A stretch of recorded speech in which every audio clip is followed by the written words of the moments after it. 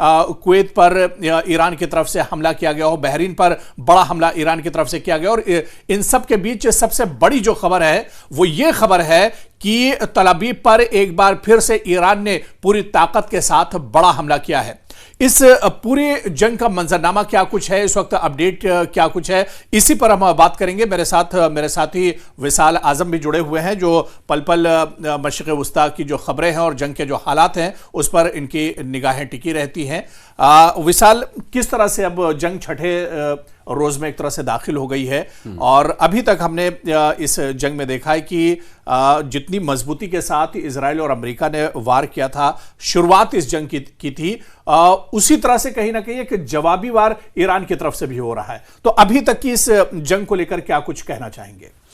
देखिए हो रहा ना, हम हैं या आप हैं, हम सब लोग लगातार जो डेवलपमेंट्स है वहाँ उस पर नज़र रखे हुए हैं। और सबसे पहले सबसे बड़ी बात तो ये भी है कि अब हो रहा है, हम लोग जो भी वीडियोस बनाते हैं या जो कंटेंट देते हैं, हमारे जो नाजरीन हैं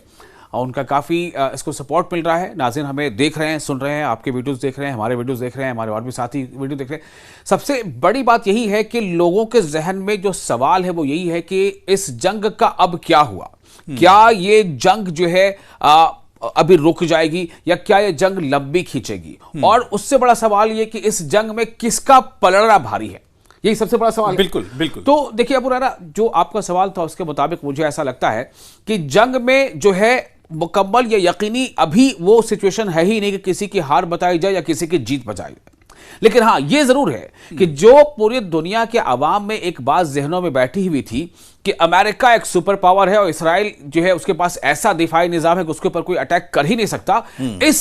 ये जो सोच थी ना, और ये जो इसको लेकर के जो एक बड़ी बड़ी बातें की गई थी, उसकी जो है बिल्कुल आप समझिए कि वो उसका छीछा लेदर हो गई है। मतलब इससे ज्यादा मैं और क्या कहूं, मतलब वो तार तार हो गया है। रात भर अबू हुरैरा, आप यकीन मानिए, आपने खुद वीडियो बनाया,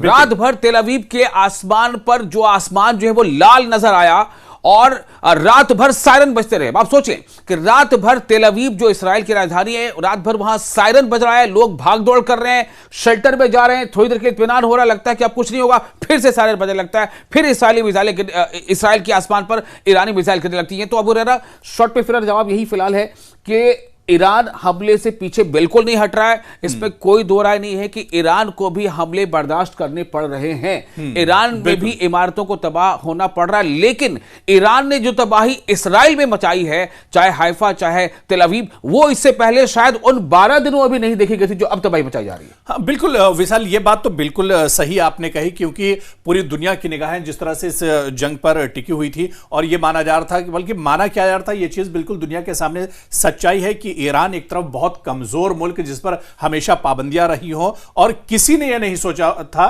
बल्कि इससे पहले की जो जंग इजराइल के साथ हुई थी उस वक्त भी इजराइल ने नहीं सोचा था कि ईरान इतनी मजबूती के साथ एक तरह से जवाब देगा। तो इसी का तो नतीजा था ना, याद है ना, हमारे नाज़रीन को भी याद होगा कि 12 दिन होते होते जो आम जुबान में हम कहते हैं ना कि इसराइल हांफने लगा था। बिल्कुल। और वो अमेरिका के सामने उसने गिड़गिड़ाया कि भाई जंगबंदी करा दो, और अमेरिका के पहल पे फिर जंगबंदी हुई। बिल्कुल बिल्कुल, जाहिर सी बात है कि इसी वजह से जंगबंदी हुई थी, क्योंकि बेन्यामिन नेतन्याहू एक तरह से पूरे चारों तरफ से घिर गए थे, और उन्हें समझ में नहीं आ रहा था कि अब जंग से पैर कैसे वापस एक तरह से हटाया जाए। तो अमेरिका बीच में आता है, मुदाखलत करता है, सालसी करता है, और उसके बाद ये जो जंग का खात्मा हुआ था सबको इसके बारे में पता है। अमेरिका बीच में आया, उसने सालसी भी की, लेकिन आप ये देखिए कि उस वक्त आपको याद होगा बुरा, हम लोग तो कर ही रहे हैं, लगातार खबरें दे रहे हैं कि डोनाल्ड ट्रंप ने जो बंकर बस्टर जो गिराए थे B-2 बॉम्बर से नतांज, फर्दो और इस्फहान में, तो डोनाल्ड ट्रंप ने खुद आकर के मीडिया के सामने ये कहा था कि हमने जो न्यूक्लियर प्रोग्राम है ईरान का उससे डिस्ट्रॉय कर दिया है, हमने कंप्लीटली डिस्ट्रॉय कर दिया है। तो आखिर वही डोनाल्ड ट्रंप है ना, वही अमेरिका है ना, वही ईरान है, वही दुनिया है। तो फिर अब अमेरिका अगर ये कह रहा है कि हम न्यूक्लियर प्रोग्राम को डेवलप नहीं होने देंगे, तो इसका मतलब क्या है कि अब या तो आप पिछली बार झूठ बोल रहे थे, आपने गलत बात दुनिया के सामने रखी थी, या अब आप झूठ बोल रहे हैं। तो अमेरिका में कैसे डोनाल्ड ट्रंप बार बार यू टर्न ले रहते नजर आ रहे हैं, ये भी हम सामने देखा। अब मैं आपसे मैं एक सवाल करना चाहता हूं, मुझे ये बताइए अबू हुरैरा कि जो हमले हुए तो ऐसा माना गया कि एक तरफ तो देखिए इनकी मक्कारी देखिए, मतलब जो मुबस्सिरीन कह रहे हैं वो ये कह रहे हैं कि डोनाल्ड ट्रंप यानी अमेरिका जो है वो ईरान के साथ बिल वास्ता मुज़ाकरात में शामिल था। ये मुज़ाकरात चीन में एक इंडायरेक्ट रिप्रेजेंटेटिव से बातचीत हुई थी, फिर मस्कत में हुई, फिर जेनेवा में हुई, बातचीत हो रही है और दूसरे ही दिन जो है उसने अटैक कर दिया। ठीक है,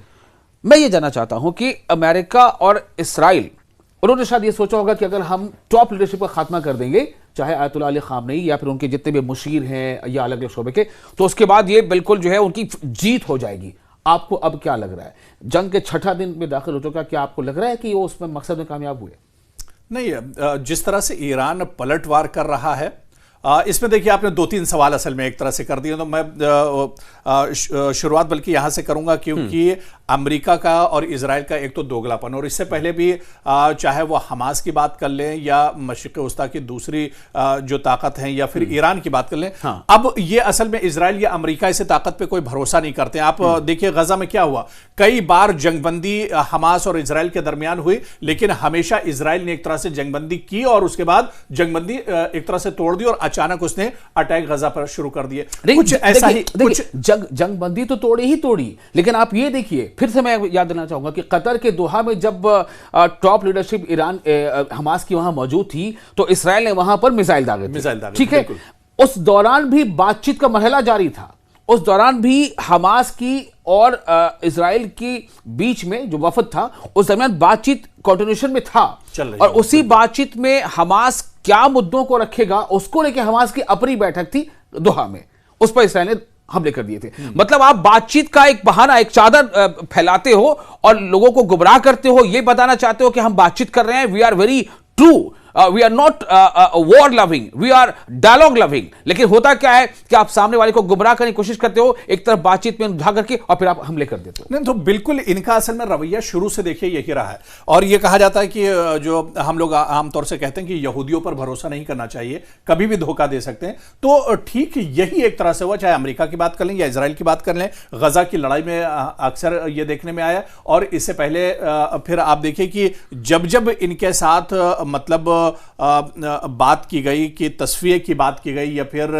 यह हुआ कि जंगबंदी की बात हो, हमेशा इन्होंने एक तरह से धोखा दिया है। और इस बार भी आप देखिए, जिस तरह से आपने कहा कि लगातार बातचीत का दौर चल रहा था, लेकिन उसी बीच में अचानक ही अटैक कर देते हैं, जबकि ईरान की तरफ से विशाल ये बार बार बयान आया कि बातचीत बहुत अच्छे अंदाज में हो रही है, एक अच्छे रुख पर एक तरह से बातचीत चल रही है और किसी नतीजे पर हम लोग पहुंचेंगे। लेकिन उसी बीच क्या होता है कि अमेरिका, देखिए ये बात सिर्फ ईरान की तरफ से नहीं थी, ईरान ने तो कहा था, आपको याद होगा, जो मीडिएटर था वहां पे मस्कत के जो उसको मेडिएशन कर रहा था, जी जी, स्टीव विटकॉफ अमेरिका की तरफ से थे, जो डोनाल्ड ट्रंप के काफी करीबी माने जाते हैं और सफीर हैं स्टीव विटकॉफ, और इधर से आपके जो है जो ईरानी अमला था, उसमें खासतौर से विदेश मंत्री का जिक्र अक्सर आता है, नाम लारिजानी और सभी। हाँ, जी जी। तो अब रही बात यह कि जब ये सब बातचीत हो रही है, तो जो मेडिएशन करा रहा है वो ये कह रहा है कि बातचीत कामयाब है, और जो मस्कत के यानी ओमान के जो एक वजीर हैं, वजीर खारजा, यस, उन्होंने ये कहा, उनका ये स्टेटमेंट है कि ईरान बहुत हद तक अपने न्यूक्लियर मामले पर वो राजी था, बिल्कुल।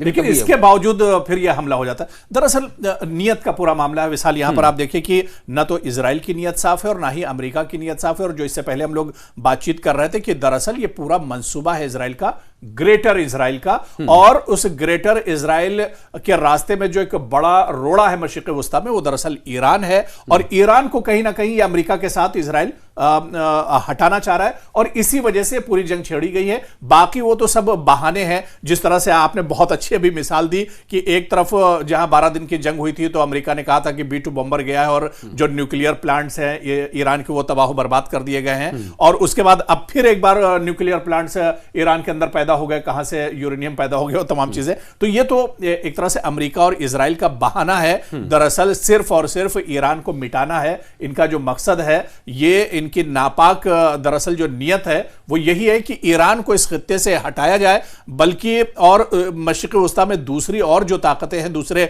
और जो ममालिक है, ये तो सब अमेरिका और इजराइल के पिट्ठू है। जो शेख हैं, चाहे उसमें सऊदी अरब हो, चाहे उसमें दुबई हो, कुवैत हो, यूएई हो, कतर हो, सभी की हालत तकरीबन एक जैसी है। तो ऐसे में ये तो जो हमला किया गया है तो सिर्फ बहाना बनाकर हमला किया गया, वरना एक तरफ बातचीत भी चलती और दूसरी तरफ आप हमला कर देते हैं, तो कहीं ना कहीं इनकी नीयत जो है एक तरह से बेहतर नहीं। देखिए, मुझे आपकी इन तमाम बातों से बस एक लाइन मेरे जहन में आ रहा है कि मेरा कातिल ही मेरा मुंसिफ है। यानी जो मुझे कत्ल करने का इरादा रखता है या जो मुझे बार बार अपने इरादों से कत्ल तो कर ही रहा है, वही मेरा मुंसिफ है। तो मुझे आप ये बताएं कि जब आप खुद अभी ये कह रहे हैं वो रहा, हम सब जान रहे हैं इन बातों को कि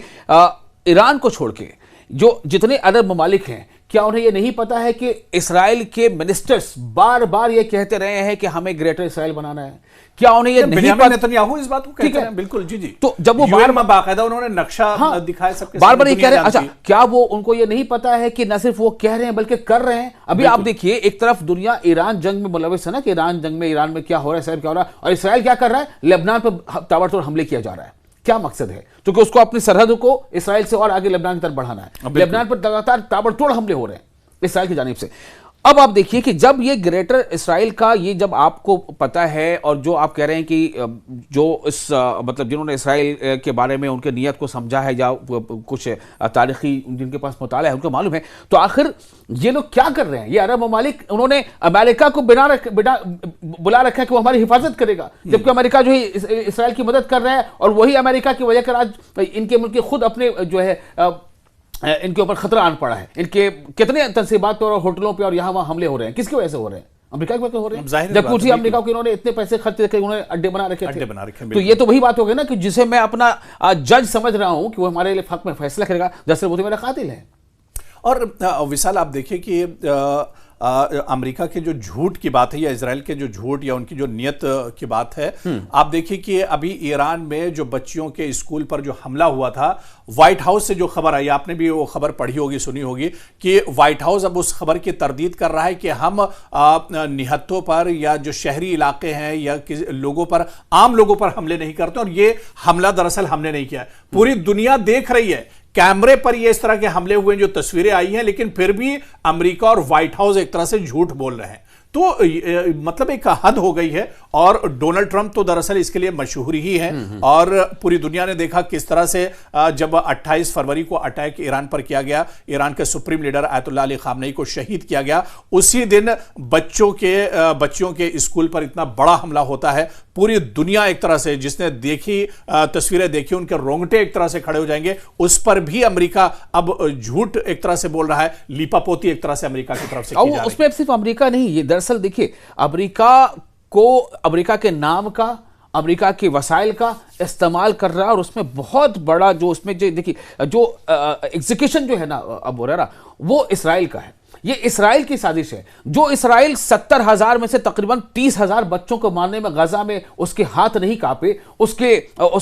जो है सोच में कोई तब्दीली नहीं आई, उसके लिए ये 160 बच्चियां क्या हैं? बिल्कुल, ये इसराइल की खालिस्तानी है। और उसी दिन, जिस दिन 28 फरवरी को अलग सुबह जो दिन में ही ये तमाम सब कुछ हुआ था, दिन दहाड़े हुआ था, उसी दिन ये जो ईरान का शहर मिनाब है जिसका आप जिक्र कर रहे हैं, ईरान के मिनाब शहर में ये हमला हुआ था, जो एलिमेंट्री स्कूल था। एलिमेंट्री स्कूल में जो बच्चे पढ़ने जाते हैं उनकी उम्र ही 10 से 12 साल मैक्सिमम होती है। तो 12 साल से कम उम्र की बच्चे, जिसमें 5 साल से या 6 साल से लेकर 12 साल तक के बच्चे हैं, 165 बच्चियों की मौत हो गई, और कुछ उनके असातिज़ा और उनके टीचर साथ में थे।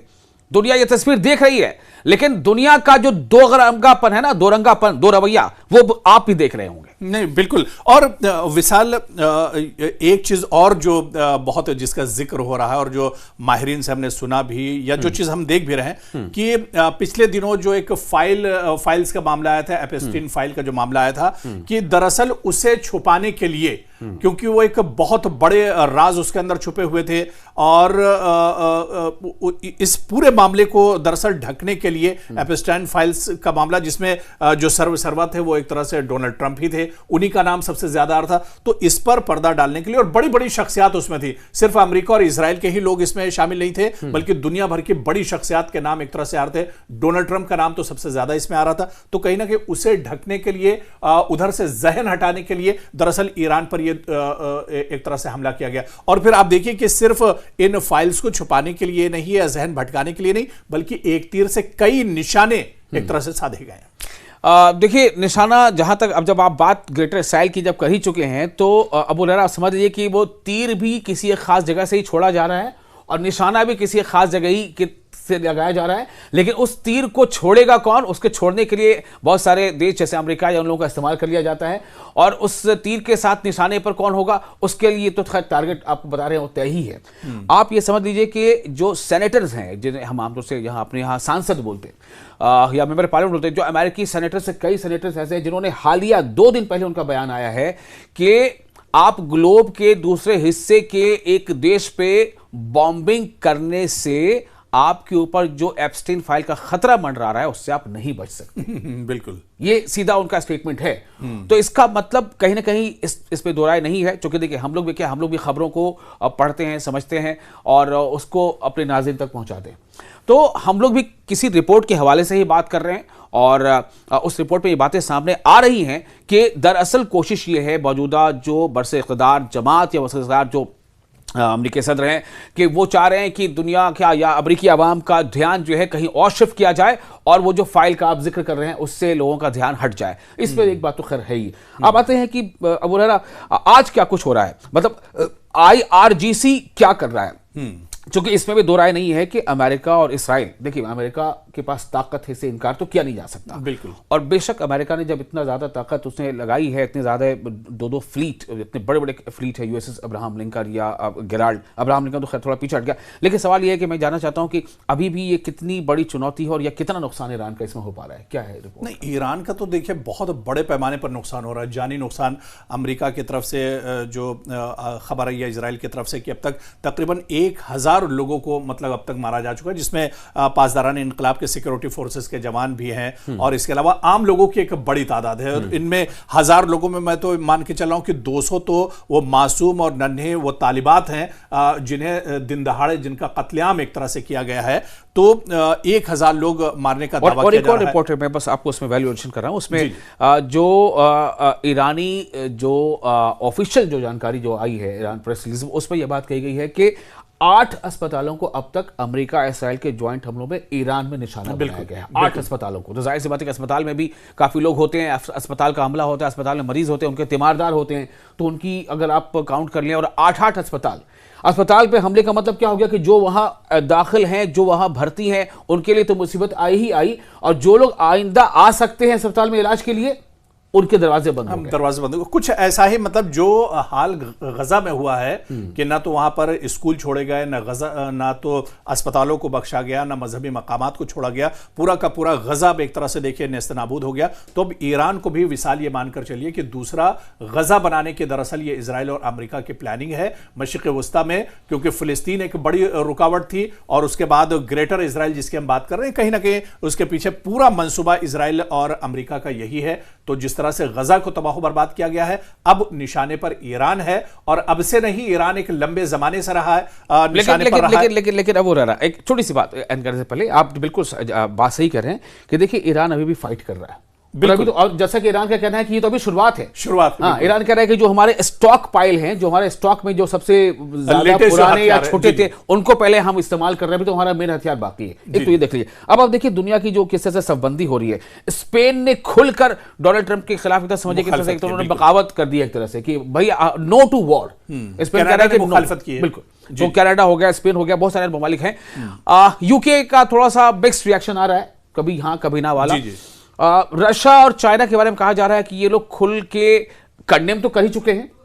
कई बार बयानात आ चुके हैं, और यहां तक बात आ रही है कि चीन जो है सॉफ्टवेयर से और टेक्निक से और जो मॉडर्न सिस्टम है कम्युनिकेशन का, रडार का, डेटा का, उससे काफी मदद कर रहा है, सैटेलाइट इंफॉर्मेशन से काफी मदद कर रहा है। कुछ ऐसे खबर नॉर्थ कोरिया से भी आई थी, है ना, नॉर्थ कोरिया से भी। तो नॉर्थ कोरिया तो पता नहीं, अब उसमें मैं उसकी सदाकत की बात नहीं कर सकता, बट किम जोंग के हवाले से खबर आ रही है कि अगर ईरान ने मतलब मदद चाही तो मैं तैयार हूं। अब पता नहीं उसकी हकीकत क्या है, लेकिन ये जरूर है कि वो आवाज वहां से आती रहती है। और अब सबसे बड़ी बात यह है कि जो एक खामोशी है ना अबू हुरैरा, फिर वहीं आ रहा हूं, वही आपका मिड ईस्ट, वही सऊदी अरब, वही कुवैत, बहरैन, कतर, यहां क्या हो रहा है, उर्दन, यहां क्या हो रहा है? ये लोग क्या यही करेंगे? यही जो ममालिक हैं दरअसल यही खुलकर सामने नहीं आ रहे ना, और यही एक तरह से ईरान के खिलाफ एक तरह से आप कह लीजिए कि अभी तक की जो लड़ाई में तो ईरान के खिलाफ ही एक तरह से पूरे गल्फ के जो कंट्रीज हैं वो एक तरह से खड़े हैं। तो कुल मिलाकर ईरान तो अभी तक पूरी मजबूती के साथ लड़ रहा है, लेकिन कितने दिनों तक मजबूती के साथ ईरान खड़ा रहेगा इजराइल और अमेरिका जैसी बड़ी ताकत के सामने, ये देखना बहुत अहम होगा। लेकिन जिस तरह से विशाल आपने कहा, ये बहुत इससे उम्मीद एक तरह से बढ़ती है कि कई बड़े ममालिक ऐसे हैं जो आज भी ईरान के साथ एक तरह से खड़े हैं और दुनिया इस हकीकत और सच्चाई को एक तरह से समझ रही है। विशाल, फिर किसी मौके से हम इस पर बहुत तफसील से बात करेंगे। बहुत अहम